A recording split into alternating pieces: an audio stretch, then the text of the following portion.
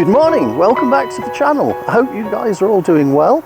You're catching me this morning in Oldbury Hill, which is about 5 miles from where I live in Kent, and it's a nice piece of woodland on the side of a hill, and I've been here and done several vlogs here, but I've come out today because it's been raining a lot recently over the last sort of 24-36 hours. And what I'm doing is I'm going to take some pictures of the trees while they're wet because it increases the colour. So let's get on with it and see what we can find. I think I've found a half reasonable shot here. All of these twisted trees around here are all nice and damp, which is actually causing them to be really quite nice and contrasty in the image. And because there's no actual surface water, there's no reflection, so I don't need a polarizer. And I've set up here for a shot looking up this little track that I'm on the edge of, and I'll just turn you around and show it to you.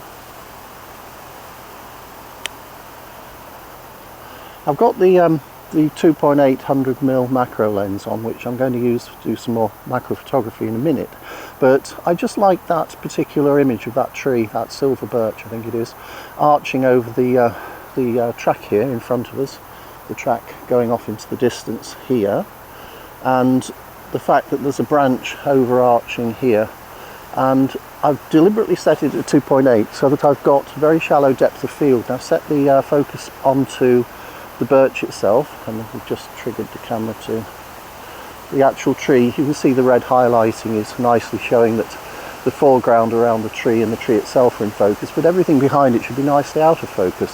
So I'm going to take that shot, and I've got the dog with me, so he's watching everybody walking around here, and I'm feeling a bit self-conscious doing this in a public place because the people keep coming. So I'll just take that shot now. And there we are. Now I'll push up and you can have a look at it.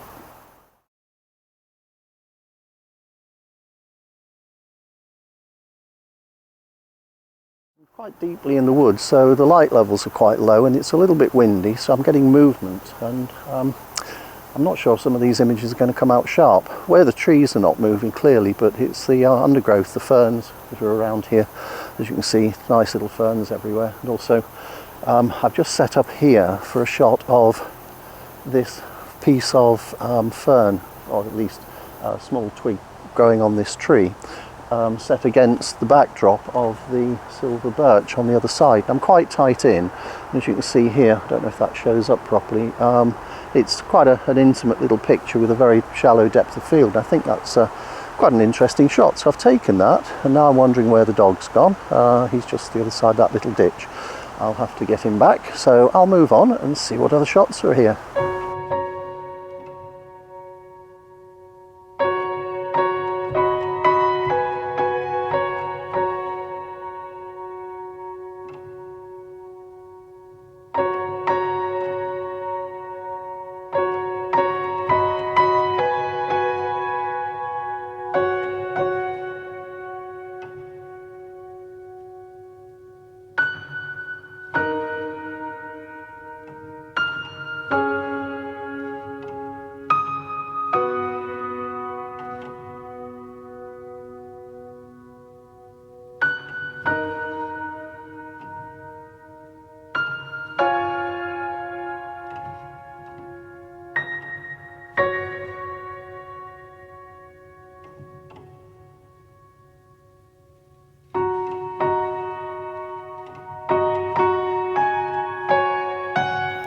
Just the other side of this little gully, or ditch, or whatever you want to call it, that's running alongside to my right here.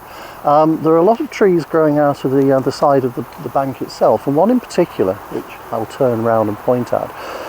This one is quite interesting because it sort of blends into the whole bank. So I'm going to set the tripod up and get a nice shot of all that lovely moss on it. It's very dark in here. It might not come across in the video, but the light levels are quite low. But I've got a tripod, so I'm good to go, and there might be a little bit of movement in the leaves if I get any in the frame, because there is a little bit of wind, but hopefully it won't be too bad. And I don't mind if there is a bit of movement in the leaves, as long as the trunk and the moss is in focus and tack sharp. That's all I'm interested in. So I'll get set up and we'll see what shot we get.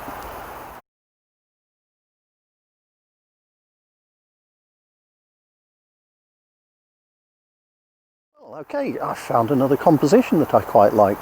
I'll turn you around and let you have a look.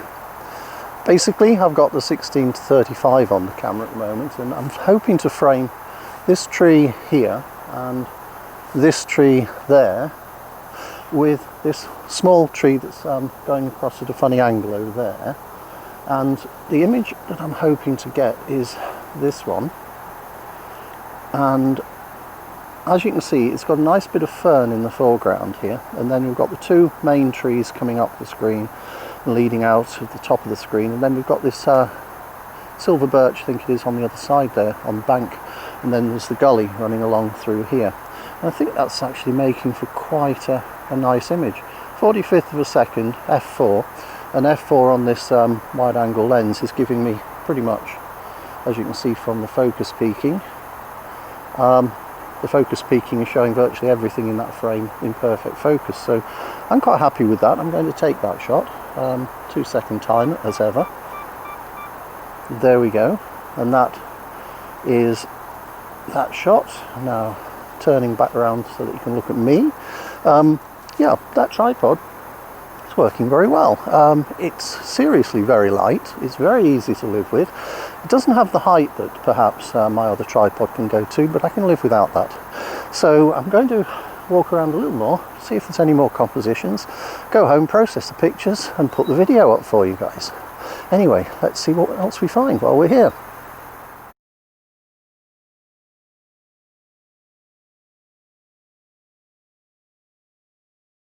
Well, I'm being absolutely spoilt for choice here. I could spend hours and hours in this wood. It really is very nice. I'm just sticking to the tracks. I haven't even bothered going far away from the tracks, but I found this second shot just slightly down from where I took the one that I did a few moments ago, and what it involves is this tree here arcing down to the ground with moss on it, and there's a nice little fern grouping just at the bottom of the tree, and then we've got the track running up along the side, leading the eye away into the distance, and there is another, I think it's an oak tree there, which is roughly there, and the frame that I've got set up for this is that. Oh, camera's just switched off. I'll bring it back into focus. I've got the tree leading out of the frame here. I've got the second tree here, and you can't really see it because of the red highlighting, but in the distance over there's a little tree with a funny kink in it in the centre of the track, in a sort of almost a little island of moss, with the track going either side of the tree, and I think that's making for quite a pleasant image. So I'm going to take that one, 1/3 of a second, f11, dogs in the frame. Ozzy, come out of the picture please, good boy, come over here, come here, that's a good boy. We'll take that, 2-second timer and a quick chimping session, and make sure that everything is nicely focused, and it is beautiful. That 16 to 35 is a stonking lens. I'm really very pleased with it. So here we are, back on me again, and as you can probably hear in the background, there's quite a lot of wind here. So before I go home, I'm going to put the macro lens back on and see if I can get some really intimate detail. So let's get on with it.